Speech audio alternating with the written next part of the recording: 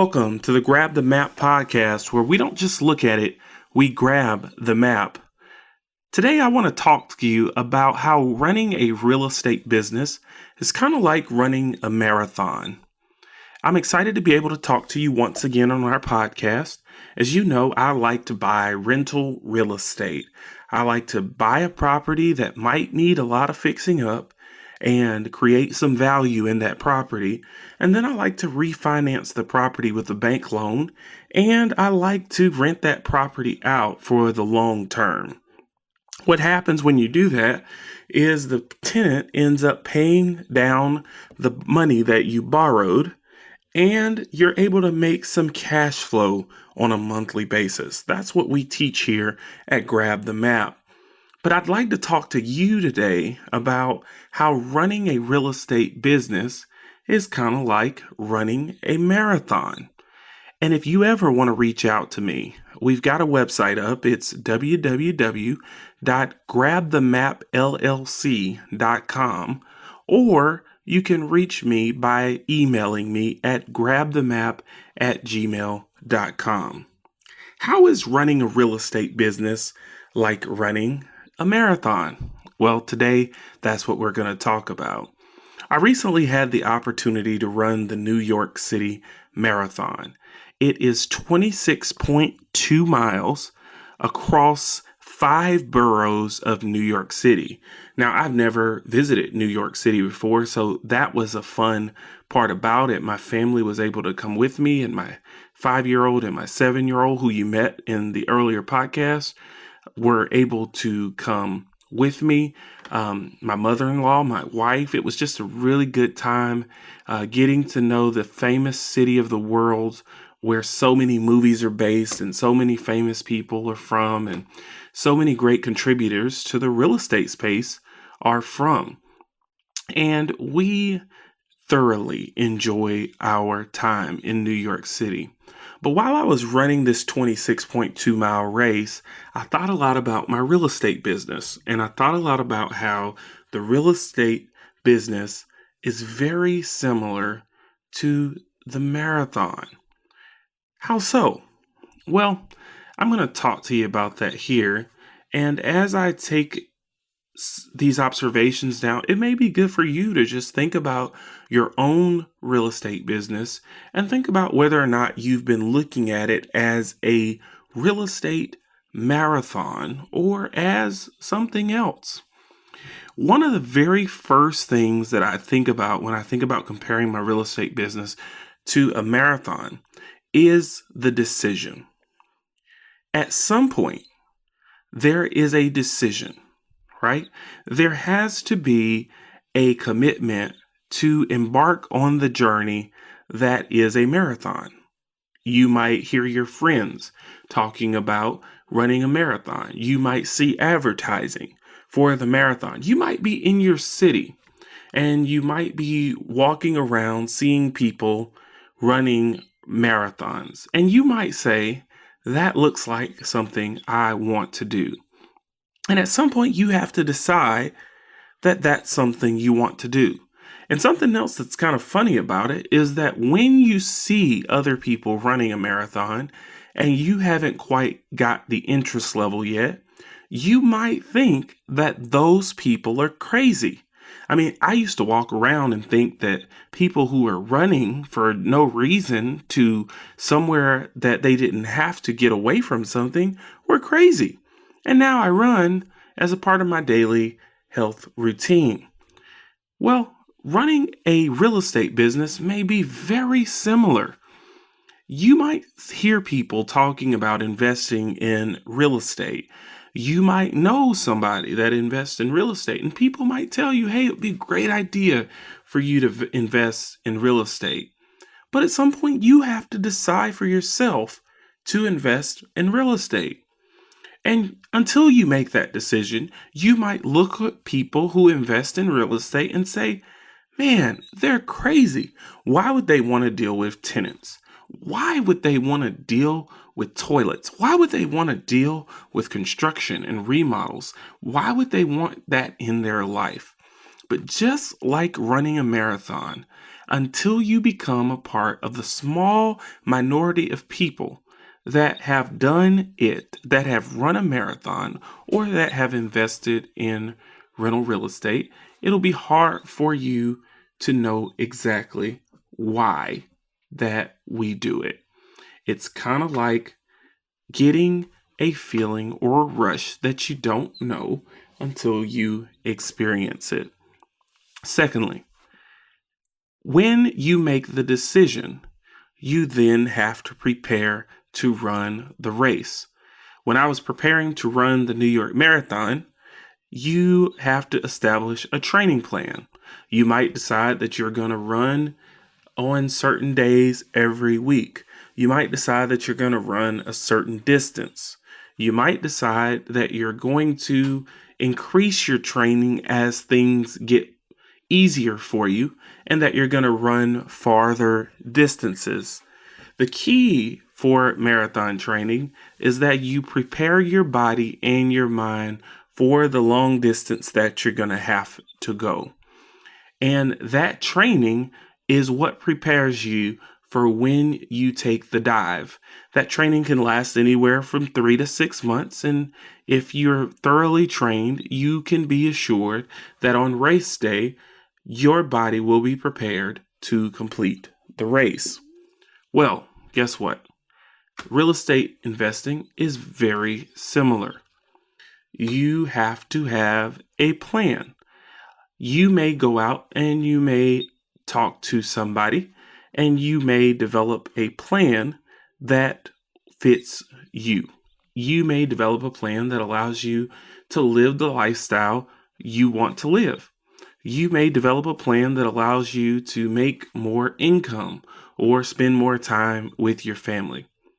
You may develop a plan that allows you to go further as you buy more real estate, or you may decide that you have enough and that you want to scale back. Those adjustments to your real estate investing business are very similar to the adjustments that a marathon runner may make as they train and as they prepare. What you're doing when you get this education and as you create this plan is that you're training your mind for what you are about to do. You want to be able to say that you are a real estate investor and that you can survive the test of time. So, how else is real estate investing similar to running a marathon? Well, now the race has started. The race is ongoing, and you made the decision after you prepared. And the beginning of the race is something very interesting. You're excited. All of the others around you are excited. You have this feeling that you can do anything and that you made a great decision to get started. And you are even thinking at the beginning that you feel even better than you thought you would feel when you got started. You may have some early successes where you run your first mile in record time. You may have the success of running your third mile in record time. And that feeling of excitement as you get started is very similar to how it is when you get started in your real estate investing business. You might buy the first property and have a home run. You might buy the first property and have no kinks, have nothing happen that discourages you, or you may encounter some resistance and push through it and get very excited. So there is a very similar experience between the two. But next comes the resistance. When you're running a marathon, depending on how much you've trained, whether you fuel yourself or whether you don't fuel yourself, there will be a point where your body starts to say that this is a challenge for it. And there will be a point where your mind starts to doubt why you're out there or whether or not you can complete the task. And just like that, there are those times in our real estate businesses where we doubt whether or not we decided to do the right thing, where it becomes a challenge and we have things that we have to push through. And this is what makes the difference between people who finish the marathon and people who are successful in their real estate business. I encountered a guy this week who saw me struggling a little bit with a task in my real estate business. And he actually took the time to tell me that I had a couple of choices. The first choice was that I could decide that the task was too difficult and that I could turn back and not move forward. But he said that that was not something that you see with successful real estate investors. He said that the most important thing that I needed to do was to find a way to make it work. He said that when you encounter a problem, you don't say that the problem is too big for me to solve. You think about all of the ways that you could solve the problem. And he said that that was how he had become as successful as he is. In a similar fashion, during a marathon, you may need to find ways to encounter the challenges or surpass the challenges that you are presented with. Maybe your legs get sore, or maybe you lose a toenail, or maybe you're losing too much salt when you are running. And there are solutions to these things. Maybe you have to tape up your knee, or maybe you have to wear compression clothing. Maybe you have to drink more fluids. Maybe you have to spray some ointment on your joints to get you the last few miles.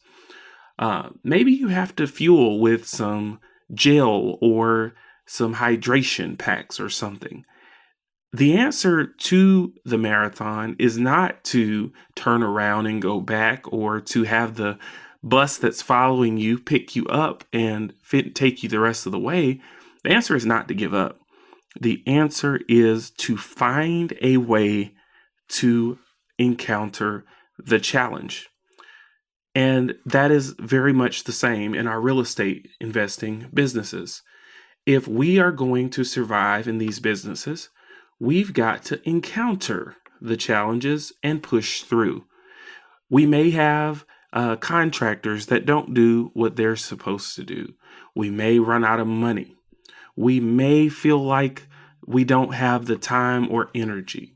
Our families may not understand exactly what it is we're trying to do. Our friends may say, "Hey, what in the world are you doing that for?" And we have to find a way to solve these problems and to push through with solutions to these issues. So, how else is running a marathon like running a real estate business? Well, should you decide to push through these challenges and to figure out ways to solve problems, there is a line. We are not going to call it a finish line. We will call it a success line. There is a line that you reach where you're able to look back and say, "Wow, look, I have gone 26.2 miles. Look at all of the challenges that I encountered. Look at all the emotions I experienced. Look at the success that I have had." And you're able to see not only how much you have done and how far you have gone, but you're able to see how much your mind has changed and how your view of the world has changed. It's not uncommon for people who run marathons, towards the end of marathons, to start planning for what next they're going to do. They may even start calling their friends and talking about the next marathon they're going to complete. This is what we like to call the law of the first win. See, When you win once, you want to win again. It's why championship athletes are not often satisfied with just one championship. And the same is true when investing in real estate. There is a line where after you push through the resistance and after you execute your plan, where you're not necessarily finished, but you're able to look and say, look at how far I have come. Maybe you thought making $500 a month was great, and now you're making $1,000 a month. Maybe you thought owning a few rentals was great, and now you own dozens of rentals. Maybe you thought one flip where you made $20,000 was amazing, and now you look at a flip and you make $100,000. There becomes a point where you're able to look at those successes and say, man, I've come a long way and I have more that I am able to accomplish based on the confidence I have created. How else is running a real estate business like running a marathon? Well, this might just be one of the most important parts about it.